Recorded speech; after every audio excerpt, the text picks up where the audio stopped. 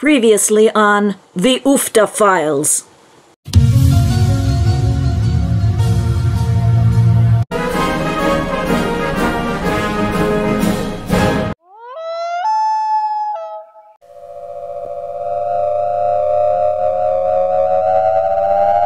The first half of the 20th century was fairly quiet on the flying saucer front, probably because things like World War I, the Great Flu Epidemic, the stock market crash and Great Depression, the Dust Bowl years, and World War II had most people keeping their heads down and trying to get through it. Not that there was nothing going on up there.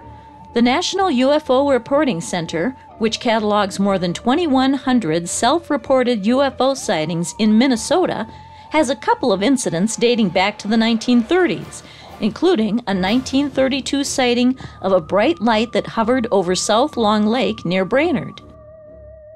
And there was an even closer encounter reported secondhand that happened in 1937. In 1937, my 12-year-old brother saw a flying saucer in the pasture. He was getting the cows. Saw a man outside the saucer. Exterior width about 10 feet. Seemed to be flat, but does not know if it was on the ground or stilts. It rounded to be about a foot higher than a 12-year-old boy. He thinks it had windows around it. Saw interior chair with dashboard, but did not see instruments. Exterior had steps leading out. He was late getting the cows and had to walk at least a third of a mile. When he returned, it was gone. He tells in depth what the guy looked like, about his size.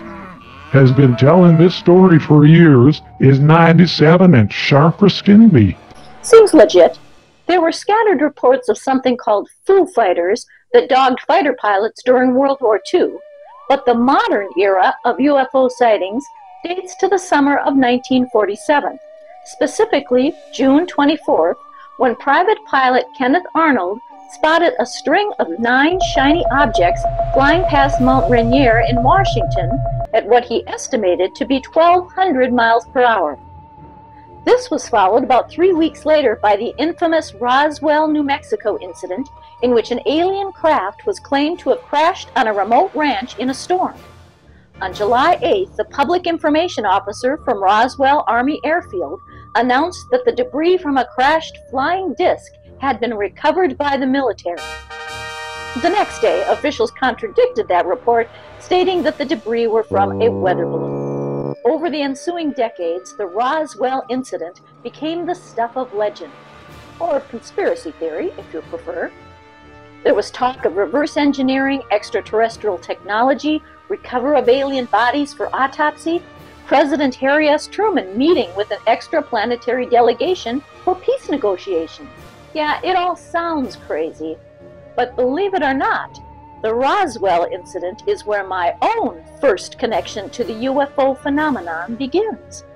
You see, I had an uncle, a lieutenant colonel in the United States Air Force who piloted bombers in World War II and just so happened to be stationed at Roswell in 1947. I asked him several times about what he witnessed there, re the whole crashed flying saucer alien body situation, and he would always respond only with a slight chuckle and an enigmatic smile. Finally, the last time I asked him, he answered, "I hope you don't believe all that nonsense." Now, this man was probably the most upright and honest individual I have ever known. A genuine war hero, a good man. So when he said, or implied, that there was nothing to the Roswell story, well, I can only concede that he must have had his memory wiped by the aliens.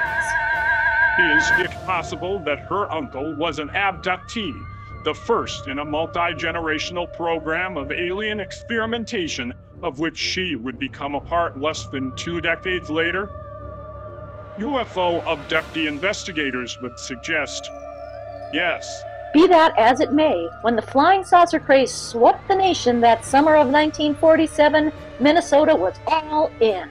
As early as July 7th, the Minneapolis Tribune was reporting on local citizenry spying flying Whizzits in the skies over Minnesota.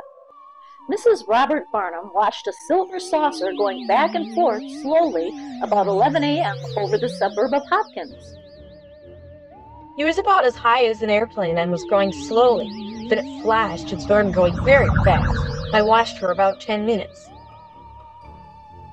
A pair of local kids, 13-year-old Mark Reinertson and 9-year-old Billy Anderson, described seeing a silver baseball at about 1 p.m. that day. Happily, a Mrs. Vivian Dugan shared with the paper her common-sense explanation for the phenomenon. While waiting for a streetcar, she observed a silver object rise from the curb, quickly ascending to the height of an airplane. When a second such object lifted from the earth near her, she caught it and discovered it was a seedling. It could be that these are what everyone has been seeing. Apparently, this highly plausible explanation failed to convince the masses, however, as the very next day, July 8th, the Albert Lee Tribune carried an item about William Schultz, a local employee of the Queen Stove Works, who stopped by the newspaper's office to report a flying saucer over the Rock Island Rail Depot. I know it wasn't a plane. I could see its round shape. It was going very fast. It appeared and disappeared 3 or 4 times. It was a flying saucer, all right. Meanwhile, up in Minneapolis, the more sophisticated and cynical city folk were stepping forward with their conclusions. Alice Carr of the Parisian Beauty School on Nicollet Avenue was awakened by what she first thought was a flying disc outside her window. Leaping into action, she managed to secure the would-be invader, which she duly presented at the Minneapolis Star offices. An enormous dragonfly. Robert Doody, not to be confused with his more famous cousin, Howdy Doody, saw an object speeding over the intersection of Grand and Cleveland Avenues. He estimated the thing to be about 10 feet in diameter. Wow, that's some dragonfly. Workers at the rail yard saw a flying disc that resembled the front grille of an automobile. Now, I don't know anything about vintage cars, but after exhaustive Google research, this Bentley horn grille is the closest thing I could find that could conceivably be mistaken for a flying disc. Miss Olive Erickson described an object she saw over 26th Avenue. It looked like a skyrocket and made a yellow glow, although it seemed to be of a red color. It made a sound like Huh. Something that looks like a skyrocket shooting across the sky in early July? Weird. These sightings occurred over the course of a couple of days that July and then stopped. Minnesota's first UFO flap was over. But aliens weren't done with the land of 10,000 lakes, not by a long shot. Over the next couple of decades, scattered reports of strange objects in the air came from all over the state. A few of them were even notable enough to attract the attention of Project Blue Book, the United States Air Force's official investigation of unexplained aerial phenomena that launched in 1952 and sputtered to a close in 1969. In his 1998 book, The M-Files, True Reports of Minnesota's Unexplained Phenomena, author Jay Rath shared some of these incidents. For example, on November 24, 1951, a pair of Air Force pilots flying P-1 Mustangs over Mankato reported seeing a milky white object shaped like a flying wing without a tail or fuselage.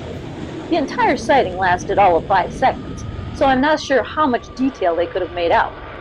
Perhaps a more compelling question is, why were fighter jets flying over Mankato in 1951? Also, the military had been testing flying wing aircraft since before the Second World War, so whatever. Project Blue Book thought the sighting strange enough to classify it as unknown in its files. Here's another tale that is bizarre in several ways. Did you know that General Mills, the breakfast cereal conglomerate based out of Minneapolis, had a contract with the U.S. government to create and fly high-altitude balloons used for surveillance of nuclear development in Eastern Bloc countries after the war? I know it seems like a weird fit, but remember that it was General Mills that developed the puffing gun, a device for inflating bits of cereal into puffy shapes, kinda like balloons. The company also developed the Alvin submersible that explored the Titanic. Kind of like flying saucer-shaped Cookie Crisp cereal sinks in the milk if it gets soggy enough. So it fits like a glove, I guess. Anyway, Project Blue Book had a habit of identifying lots of unexplained sky things as weather balloons, and the General Mills scientists were irked about it. They knew what their balloons looked like from every angle, and they didn't look like flying saucers. They also knew their balloons didn't look like flying saucers because they'd been seeing real flying saucers for a while now. As they explained quite firmly to the Project Blue Book guys, what they were seeing in the skies wasn't full of hot air. Case in point, on October 10, 1951, J.J. Kalazewski, supervisor of balloon manufacture at General Mills Aeronautical Research Laboratories, presumably located just adjacent to the Lucky Charms assembly line, was in a plane tracking one of the company's skyhook balloons at 4,000 feet above the Twin Cities. As he related to Project Blue Book, we started to climb towards the balloon on a course at 230 degrees. At 6,000 feet, I noticed a strange object crossing the skies from east to west, a great deal higher than behind our balloon. He added that the balloon was flying at 20,000 feet, so whatever that thing was, it was flying high. The scientists continued. The object had a peculiar glow to it. It crossed behind and above the balloon from east to west very rapidly, first coming in at a slight dive, leveling off for a minute, and then slowing. Then it went into a sharp left turn, climbed at 50 or 60 degrees into the southeast with terrific acceleration, and disappeared. Weird, huh? Here's something even weirder. He saw the thing again the next day. Tracking one of their balloons again, this time flying at about 10,000 feet, Kalazewski spotted something glowing brightly in the sky over the U of M airport. According to Kalazewski, the object was moving from east to west at a high rate and very high. It was peculiar in that it had what can be described as a halo around it, with a dark undersurface. It crossed rapidly and then slowed down and started to climb in lazy circles slowly. The pattern it made was like a falling oak leaf inverted. Then it happened again in October 1953, when 3 engineers from the General Mills lab spotted something flying very high and very fast on a horizontal course across the sky. They figured the speed between 900 and 1,200 miles per hour, flying at 40,000 to 60,000 feet. Suddenly, the thing went into a steep vertical dive, then leveled off. The observers described it as a gray mass, occasionally reflecting the sunlight as it sped out of sight. Strange tale indeed.